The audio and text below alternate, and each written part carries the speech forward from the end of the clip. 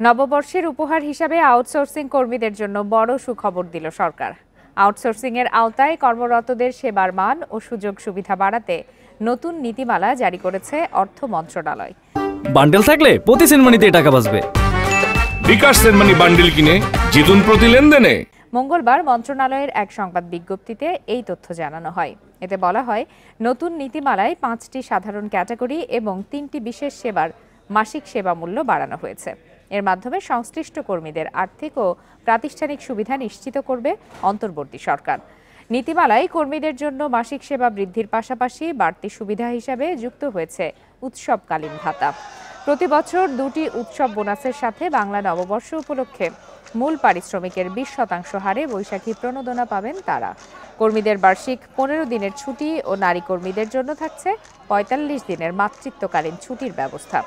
নতুন এই নীতিমালায় আউটসোর্সিং কর্মীদের জন্য অন্তর্ভুক্ত করা হয়েছে পেনশন সুবিধাও।